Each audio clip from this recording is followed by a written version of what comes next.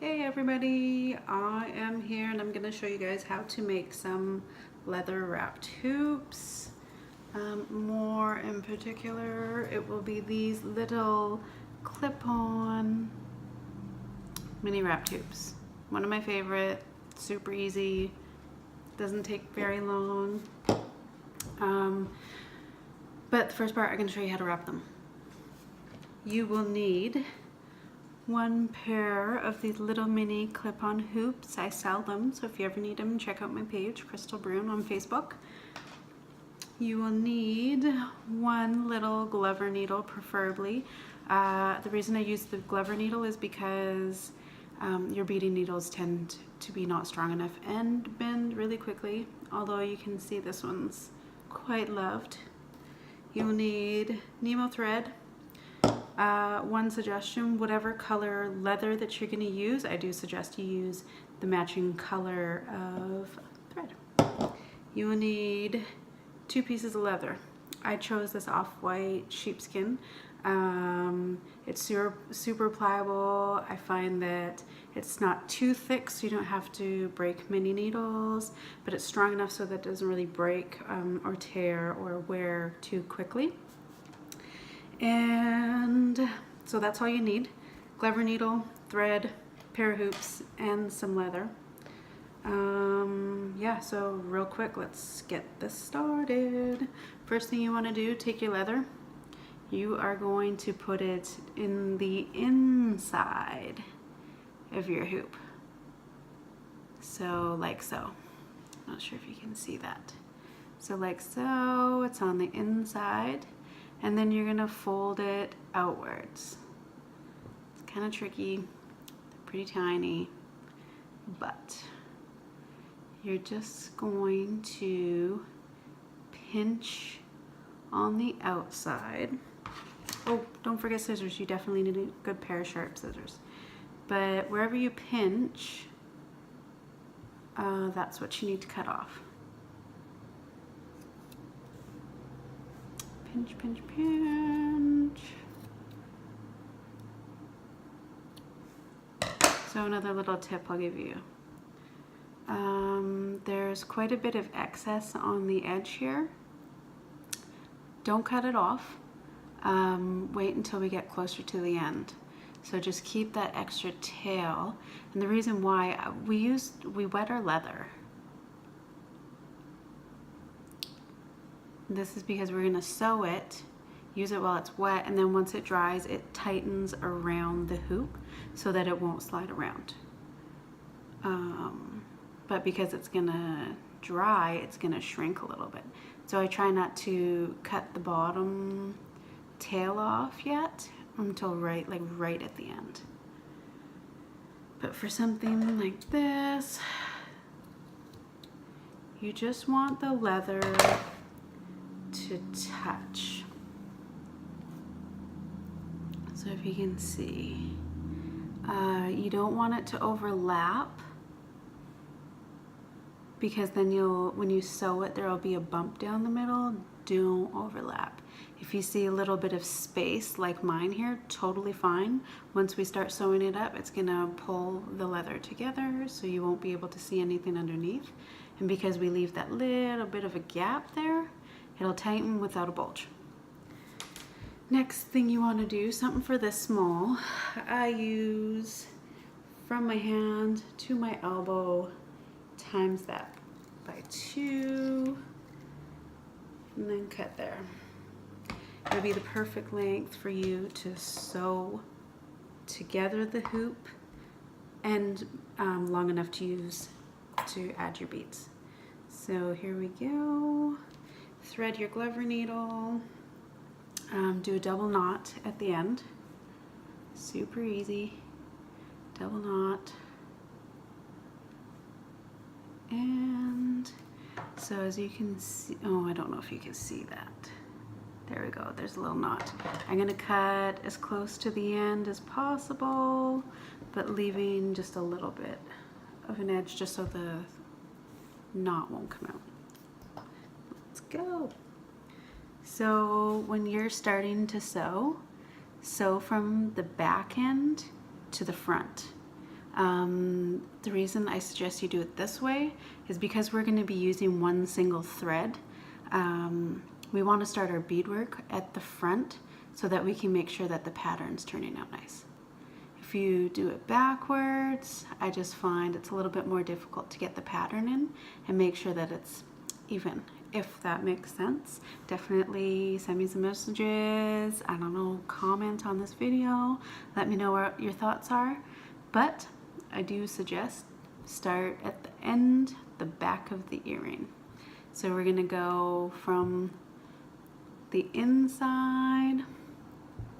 So we're gonna hide the knot underneath the leather. Start as close to the end as possible. If you can see that. Sorry, it's a little blurry. There you go. So it's inside. And then you're gonna cross over to the other side and try to stay even for the first couple, just so that it doesn't pull the leather cockeyed. Let's see. This is probably the hardest part, is getting this first couple stitches in. Okay.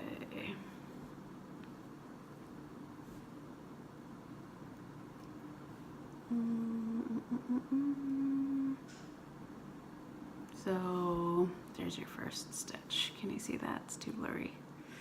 Sorry, but it's just like one straight line across, knot is hidden underneath. And what you're gonna do, you're just gonna go from one side, cross to the other side, go underneath. So you're just gonna sew a zigzag back from side to side.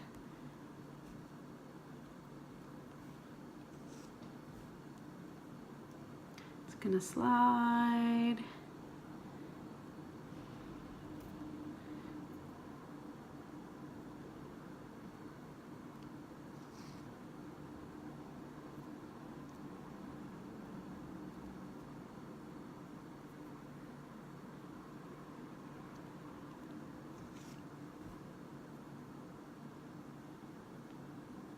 Okay, so I've done a few stitches in.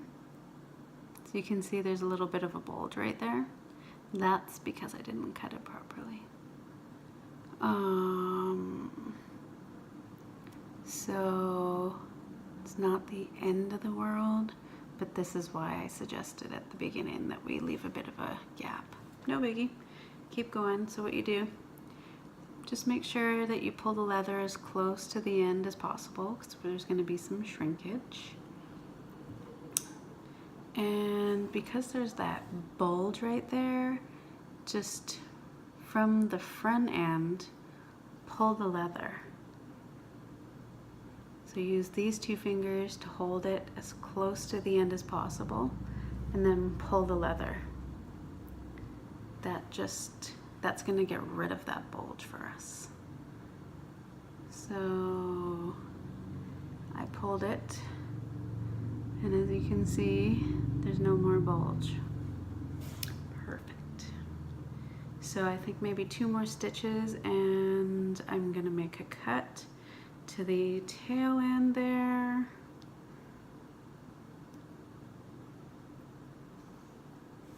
So I'm just gonna put it down. So remember at the end, I said we're gonna leave that tail on there. We're gonna cut it now. But before you cut it, super important, make sure that the leather is pushed all the way up to the end. Push it right up. Give it a little wrinkle at the top because it's gonna shrink when it dries. And then take your scissors and right there at the edge, cut.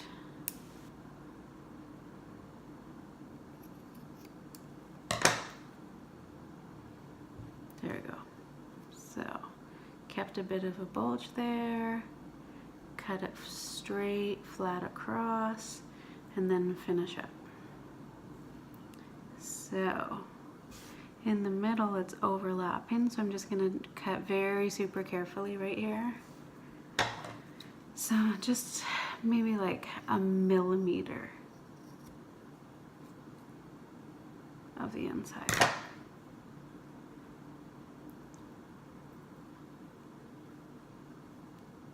because we want that bulge to be in the middle. Super easy.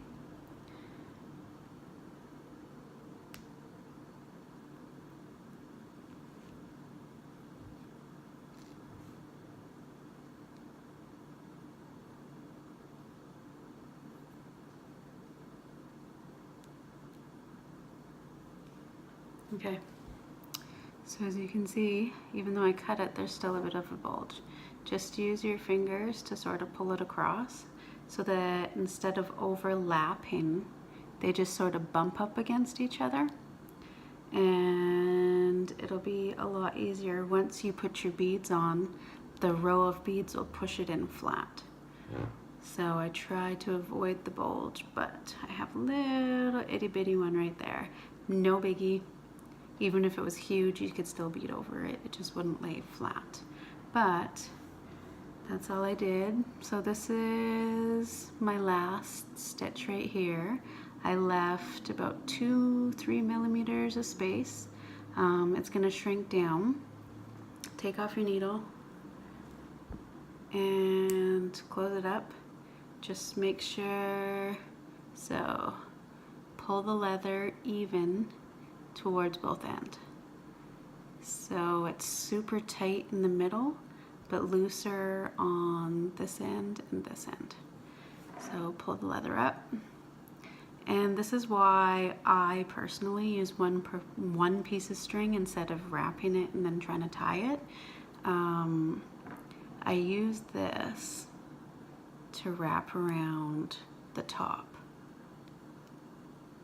The reason I do this is because it's gonna dry. When it dries, it's gonna shrink. So this kind of, it just keeps it tight. Stops it from shrinking here, but instead it'll shrink more on the inside and it'll tighten it up. And it will look more like that when it's dry. Can't really tell, but it's a lot tighter. And as well, if you use two separate pieces of string, ending that and knotting it can get kind of bulky underneath, and I try to avoid that. So I'm gonna let these sit in the sun. It'll dry in probably half an hour. But it could take 1-2 hours depending, I don't know. Never really timed it, but it could take a while to dry. So in the meantime, I'm just gonna put this to the side, let it dry. And as soon as it's dry, we can start beading it. And because we're awesome and we left enough string attached, we won't have to use any more string or a second piece of string. With no bulges. Super easy. I know I've been doing it for a while. It can be super frustrating, but I have so much confidence in all of you who are watching this. If you're a beader, I'm sure you'll pick it up in no time. It's just a matter of sewing leather onto a hoop. Once you sew the leather on, you can pretty much beat it any way you like. You could use a peyote stitch, you could do a lazy stitch.